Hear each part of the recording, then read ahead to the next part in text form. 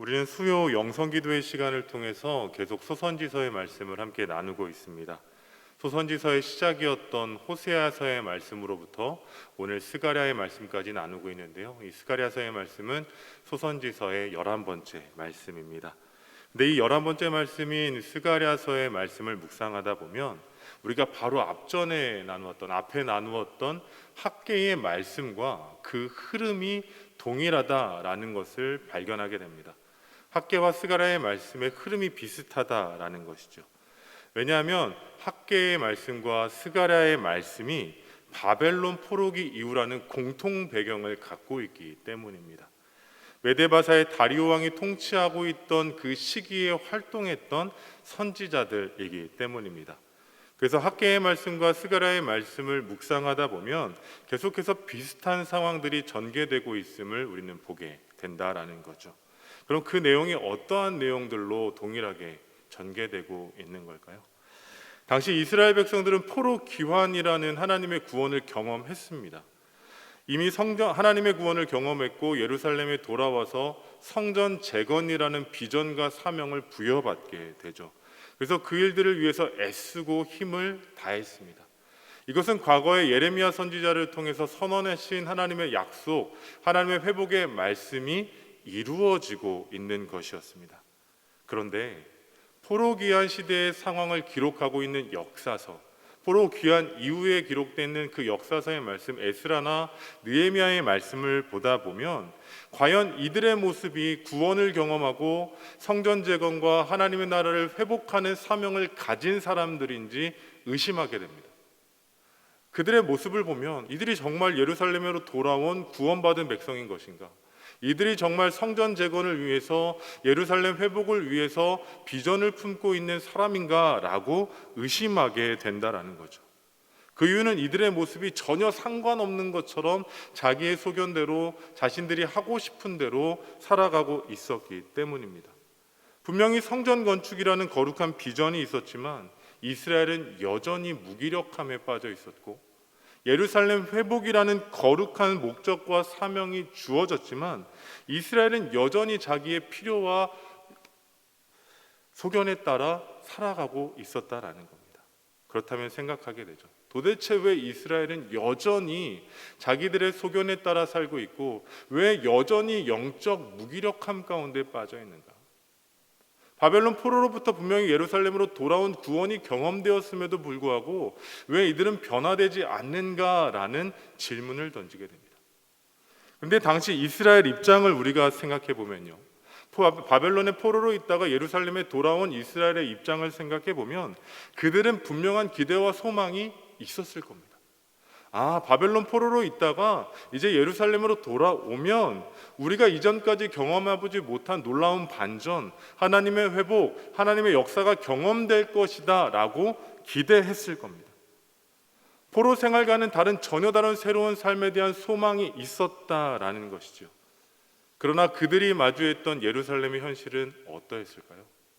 그들의 기대와는 다르게 이스라엘은 전혀 달라지지 않은 모습이었습니다. 바벨론에게 멸망당할 그때의 모습 그대로 여전히 폐허 상태로 머물러 있었다라는 거죠. 바벨론의 포로로부터 돌아왔지만 여전히 이스라엘은 바다와 메세의 속국으로 머물러 있었고 여전히 성전 재건을 위해 애쓰고 노력했지만 이방 민족의 방해로 인해서 그 일들이 순조롭지 않았다라는 겁니다. 성전 건축과 예루살렘 회복의 일들이 결코 쉽지 않았다라는 거죠. 그래서 이스라엘은 이 모든 것을 쉽게 포기해버리고 맙니다. 그들이 기대했던 회복과 그들이 기대했던 성전 재건이 순조롭게 진행되지 않자 그냥 그 모든 것을 내려놓고 자기 삶의 자리로 돌아갔다라는 거죠. 그렇다면 왜 이들은 그 자리로 돌아갔던 것일까요? 그들은 구원을 경험은 했지만 그들을 향한 하나님의 계획을 깨닫지는 못했던 겁니다. 하나님께서 그들을 통해 이루어 가시는 회복의 역사 가운데 그 시간 가운데는 머물러 있었지만 그 시간을 통해 이루고 계신 하나님의 일하심을 바라보지 못했던 거죠. 여전히 눈앞에 보이는 현실 앞에 넘어져 있었던 겁니다. 개인적으로는 이런 이스라엘의 모습을 보면서 조금은 괘씸하다라는 생각을 했습니다. 그냥 심판으로 매듭짓고 끝나도 될 이스라엘 민족의 삶을 하나님께서 심판으로 끝내지 않으시고 그것으로 매듭짓지 않으시고 다시 한번 기회를 주시고 회복시키시고 약속의 땅 예루살렘으로 돌아오게 하셨다면 이제는 그 어떤 상황 중에도 믿음으로 반응해야 하는데 그렇지 못한 이들의 모습이 괘씸하다라는 생각을 했던 거죠.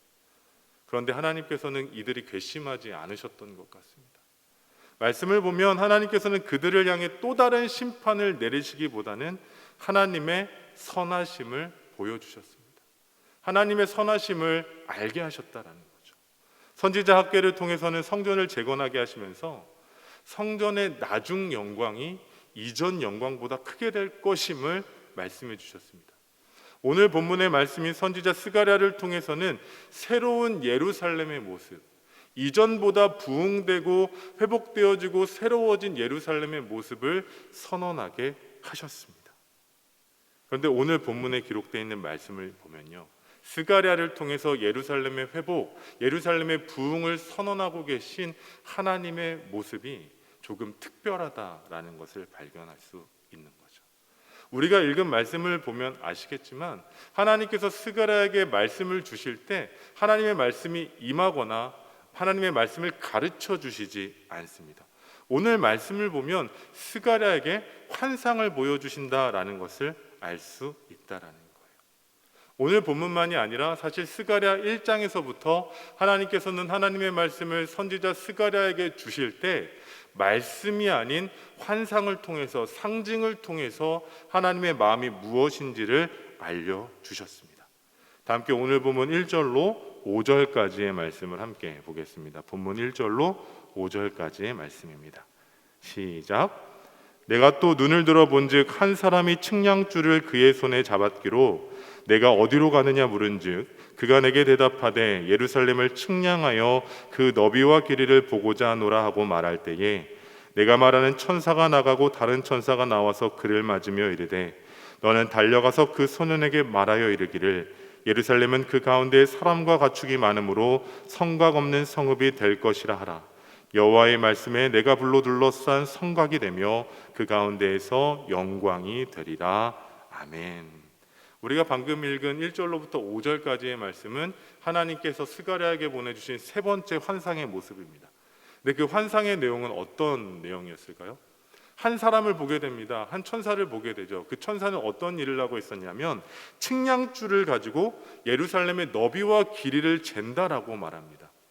측량줄을 가지고 너비와 길이를 잰다라는 것은 새로운 것을 세워간다라는 의미입니다. 그런데 그 일들이 있고 난 이후에 또 다른 천사가 한 소년에게 말을 하죠. 이 소년은 선지자 스가랴인데요, 스가랴에게 이렇게 말합니다. 본문 4절 말씀입니다. 이르되 달려가서 그 소년에게 말하여 이르기를 예루살렘은 그 가운데 사람과 가축이 많으므로 성곽 없는 성읍이 될 것이라 하라. 아멘. 말씀을 보면 이런 겁니다.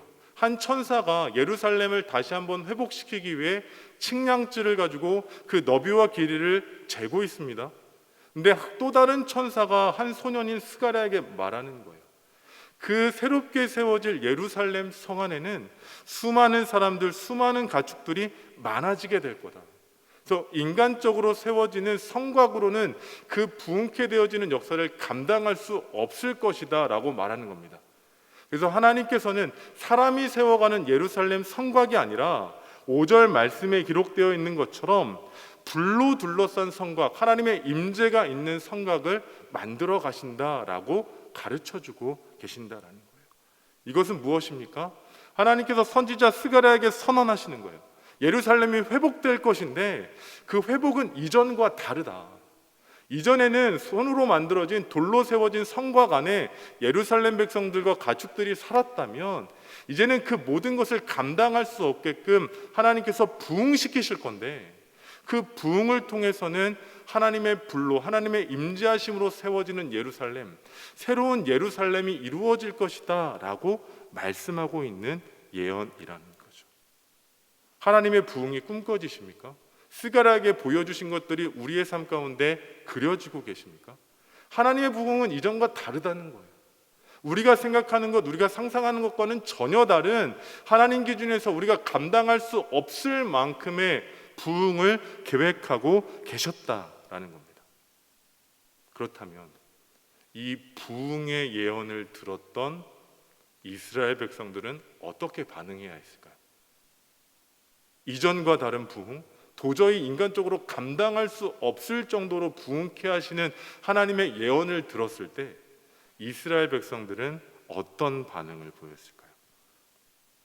이스라엘 백성들은 이 하나님의 부흥의 회복의 예언에 대해서 믿음으로 반응하지 못했습니다. 왜냐하면 그 땅은 그들이 바라보기에는 폐허와도 같았기 때문입니다. 조금의 가능성이라도 있었으면 그 예언에 대해서 믿음으로 반응했겠죠. 하지만 바벨론 포로로부터 돌아왔던 이스라엘이 바라본 예루살렘 땅은 죽음이 만연해 있는 땅, 절망이 가득한 땅, 낭망이 가득한 땅이었다라는 겁니다. 도저히 회복이라고는, 도저히 부흥이라고는 꿈꿀 수 없는 땅이었다라는 거죠.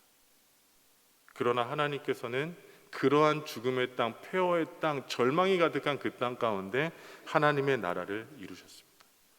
하나님께서는 그 절망적인 땅 가운데, 패배와 실패로 얼룩져 있던 땅 가운데 하나님께서는 놀라운 회복의 일들을 이루셨습니다.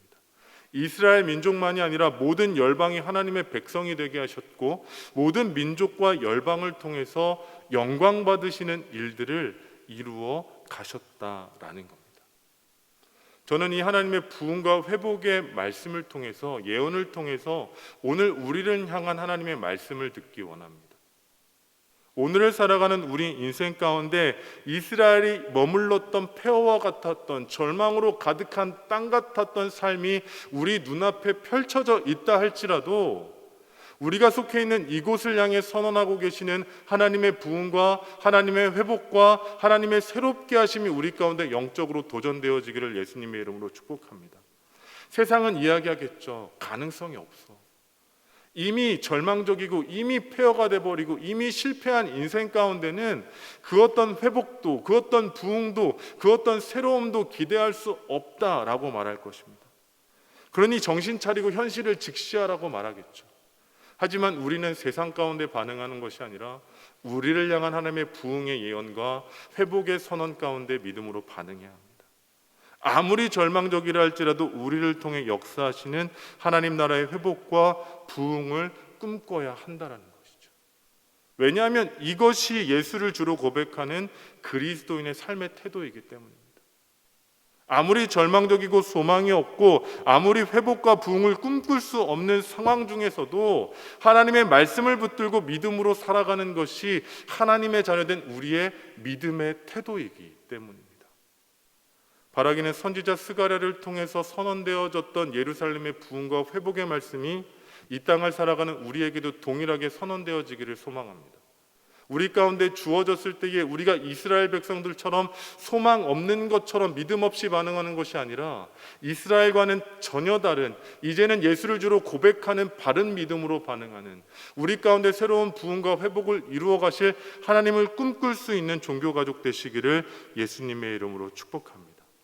이 믿음이 있을 때 하나님께서는 우리를 통해 새로운 일들을 이루어 가신다라는 거예요. 우리 안에 아무리 큰 절망이 있고 깊은 어둠이 있고 정말로 해결되지 않을 아픔과 슬픔이 있다 할지라도 우리 가운데 선언되어지는 하나님의 말씀이 있다면, 하나님의 회복과 부흥에 대한 약속이 있다면 그 말씀과 약속이 우리의 현실이 되어지게 될 줄로 믿습니다. 그럼 이제 한 가지 질문을 드리겠습니다. 하나님께서 우리를 향해 선언하시는 이 회복의 말씀이 기대되십니까? 네, 큰일 났습니다. 다시 한번 말씀드리겠습니다. 선지자 스가랴를 통해서 이스라엘 땅 가운데 선언되어졌던 그 회복과 부흥의 말씀이 오늘 우리 가운데 주어질 때 우리는 그 말씀을 신뢰하고 기대하고 계십니까? 네, 마음 가운데 응답하여 주신 줄로 믿습니다. 그게 기대되어져야 된다라는 거예요. 확신되어져야 된다라는 거예요. 나를 통한 하나님의 회복이 이루어지고 있구나, 나를 통한 하나님 나라의 부흥이 이루어지고 있구나, 우리가 기대하며 소망해야 된다라는 겁니다. 그런데 우리 가운데는 아멘으로 반응하지 못한 이유가 분명히 있습니다. 아멘으로 반응하기 어렵다라는 거예요. 왜 그러냐면 하나님의 부흥이 임할 것이라면, 하나님의 회복이 이루어질 것이라면 왜 지금까지 내 삶에는 변화가 없었냐라는 거죠. 하나님의 부흥이 선언되어지고 하나님의 약속이 선포되어지고 하나님께서 새로운 일들을 이루어 가실 것인데 왜 현재 내 삶은 아직까지 여전히 머물러 있냐라는 겁니다. 그러다 보니 아멘으로 반응하기 어렵다라는 거죠. 하지만 성경은 이런 우리에게 어떠한 믿음의 태도를 취해야 할지에 대해서 분명히 말해주고 있습니다. 조금 길지만 본문 6절로부터 10절까지의 말씀 함께 읽어보겠습니다. 본문 6절로 10절까지의 말씀입니다. 시작. 오라 너희는 북방 땅에서 도피할지어다. 여호와의 말씀이니라. 이는 내가 너희를 하늘 사방의 바람같이 흩어지게 하였음이니라. 여호와의 말씀이니라. 바벨론 성에 거주하는 시온아, 이제 너는 피할지니라. 만군의 여호와께서 이같이 말씀하시되 영광을 위하여 너희를 노력한 여러 나라로 보내셨나니 너희를 범하는 자는 그의 눈동자를 범하는 것이라. 내가 손을 그들 위에 움직인즉 그들이 자기를 섬기던 자들에게 노략거리가 되리라 하셨나니 너희가 만군의 여호와께서 나를 보내신 줄 알리라. 여호와의 말씀에 시온에 따라 노래하고 기뻐하라. 이는 내가 와서 내 가운데에 머물 것임이라. 아멘. 하나님께서는 영적으로 새로운 것들을 꿈꾸지 못했던 이스라엘 가운데 말씀을 하십니다. 어떠한 반응을 보여야 할지에 대해서 선언하고 계신 거예요. 본문 6절 말씀을 보면 이스라엘에게 북방 땅에서 도피하라고 말씀하십니다. 근데 이 말씀은 표면적으로 사실 예루살렘으로 돌아왔던 이스라엘 민족을 향한 말씀이 아니라 아직까지 메데 바사 바벨론의 종되었던 곳에 머물러 있던 이스라엘을 향한 말씀입니다. 돌아오라는 거예요. 예루살렘으로 돌아오라고. 너희가 만족하고 평안하게 거내는 그곳, 이제는 어느 정도 안정적인 삶을 추구하던 그곳에서 하나님께서 약속하신 예루살렘으로 돌아오라는 겁니다. 왜냐하면 그 땅이 무너지게 될 것이니 돌아오라는 말씀입니다. 근데 이 말씀을요, 오늘 말씀인 돌아온 예루살렘에 있는 예루살렘으로 돌아온 이스라엘에게 비춰본다면 이런 말씀으로 해석되어집니다.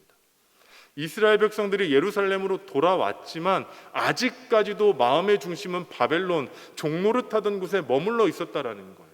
몸은 예루살렘의 약속의 땅으로 돌아왔지만 그들의 생각과 신앙과 마음의 중심은 여전히 바벨론 땅 가운데 머물러 있었다라는 겁니다. 이것은 어떤 것을 보여줍니까? 마치 과거에 출애굽했던 이스라엘 민족들이 광야를 지나가고 있는데 애굽을 그리워했던, 애굽에서 고기 먹었던 때를 그리워하는 것과 같았다라는 거죠. 예루살렘으로 돌아왔지만 아직까지도 하나님 앞에 전적으로 바로 서 있지 못했다라는 겁니다. 그래서 하나님께서 말씀하시는 거예요. 떠나라고. 바벨론 땅으로부터 떠나라고. 너희가 종노릇하던 곳에서 이제는 돌아오라고 말씀하고 계신 겁니다. 우리 안에 하나님 나라와 부흥과 회복을 꿈꾸고 있습니까? 그렇다면 우리도 돌아와야 된다는 거죠. 우리가 바벨론 땅에서 종노릇하던 것처럼 세상 기준과 우리의 마음의 중심을 빼앗겼던 곳에서부터 이제는 하나님을 향해 돌아오라고 우리에게 말씀하고 계신 겁니다. 내가 익숙했던 세상의 방식, 내가 즐겼었던 세상의 가치들로부터 이제는 하나님 나라의 기준으로 돌아오라고 선언하고 계신 하나님의 말씀입니다. 몸은 예배하고 있지만 마음의 중심과 생각이 아직도 세상을 향해 있는 우리들에게 하나님께서 다시 돌아오라고, 이제는 마음의 중심도 우리의 온전함으로 하나님의 자리로 나아오라고 다시 한번 선포하고 계신 예언의 말씀입니다. 바라기는 이 말씀은 우리의 삶 가운데 비춤을 통해서 우리의 바른 믿음이 회복되어지기를 원합니다. 몸만 하나님을 예배하는 인생이 아니라 세상 가치를 즐겨하던 우리가 익숙했던 곳에서부터 다시금 하나님의 자리로 돌아오는 은혜가 있기를 간절히 소원합니다. 그럴 때 하나님 나라의 부흥이 시작된다라는 거죠. 여전히 변화되지 않는다라고 해서 하나님의 약속을 신뢰하고 있지 못했던 우리에게 이제는 돌아올 때 그 부흥이 실제가 되고 그 회복이 우리의 삶이 된다라고 오늘 성경은 우리에게 말하고 있다라는 겁니다. 그리고 본문 9절로 10절에는 또 다른 말씀을 이렇게 이야기하고 있어요. 하나님 나라의 회복과 부흥을 위해 우리가 무엇을 해야 할지 이렇게 말하고 있습니다. 9절로 10절의 말씀을 보면 하나님께서 우리에게 이렇게 말씀하시죠. 나는 내 가운데 머물리라 라고 말씀하십니다. 이 말씀은 하나님께서 임재하신다라는 선언입니다. 머물 것이다 라는 것은 어원상으로요, 여행자가 장막을 치는 것을 의미하는 표현입니다. 이것은 마치 출애굽 이후에 광야에서 임재하셨던 하나님, 가나안 땅으로 들어가고 있던 그곳 가운데 임재하셨던 하나님의 임재하심과 같은 의미를 지니고 있는 겁니다. 그런데 예루살렘으로 돌아온, 이제는 폐허가 된 그 땅 가운데 돌아온 이스라엘에게 임재하고 계신 하나님을 깨닫지 못하니 하나님께서는 나는 내가 너희 가운데 머물러 있다라고 말씀하고 계신다라는 거예요. 그것을 깨달아 알 때, 지금 우리 가운데 머물러 계신 하나님을 인식할 때 하나님 나라의 부흥과 회복이 시작된다라는 겁니다. 하나님께서 오늘 주시는 이 말씀은 표면적으로는 이스라엘 땅이, 예루살렘 땅이 철저히 무너졌지만 여전히 임재하고 계시고 여전히 부흥을 이루고 계시고 여전히 회복을 이루어 가시는 하나님의 일하심이 지금도 계속되고 있다라는 겁니다. 그런데 우리의 죄 때문에 그것을 깨닫지 못하고 반응하지 못하고 소망하지 못하고 확신하지 못한다라는 것이죠. 우리의 삶도 동일합니다. 지금 우리가 아무리 어둠 가운데 있다 할지라도, 피폐한 삶을 살고 있다 할지라도 이 모든 상황 가운데 하나님이 침묵하고 계신 것이 아닙니다. 하나님의 역사가 중단된 것도 아닙니다. 이 상황들은 하나님께서 우리 가운데 여전히 머물러 계시고 임재하고 계시지만, 머물러 계시고 임재하시고 일하시는 하나님을 우리가 바라보지 못하고 깨닫지 못하고 경험하지 못하고 있을 뿐이라는 것이죠. 바라기는 하나님 나라의 부흥과 회복의 말씀 가운데 믿음으로 반응하기 위해 지금도 우리와 함께하고 계시는 하나님을 바라볼 수 있는 믿음이 있기를 원합니다. 지금도 여전히 우리 가운데 일하고 계신 부흥을 위해, 회복을 위해, 새로운 일들을 위해 지금도 우리 삶 가운데 함께하고 계신 하나님 앞에 믿음으로 반응하는 우리 종교가족 되시기를 예수님의 이름으로 축복합니다. 아무리 절망적인 상황이 지금 우리 앞에 있다 할지라도요, 변함없으신 하나님은 여전히 우리와 함께하고 계십니다. 내가 낭망하고 내가 절망하고 있다 할지라도 변함없는 하나님의 사랑은 지금도 여전히 우리 가운데 이어지고 있다라는 것이죠. 이 시간 선지자 스가랴를 통해 선언되어진 하나님 나라의 회복과 부흥이 오늘 우리의 삶 가운데도 동일하게 들려지기를 원합니다. 그리고 그 들려진 말씀 가운데 믿음으로 반응하기 원합니다. 익숙했던 삶의 자리를 떠나고 지금까지 즐겨했던 세상 가치를 끊어내고 하나님 나라의 기준으로 살아가는 종교가족 되시기를 원합니다. 그리고 우리의 삶 가운데 여전히 일하고 계신 하나님을 소망하며 하나님 나라의 부흥과 회복을 이루어가는 우리 종교가족 되시기를 예수님의 이름으로 축복합니다.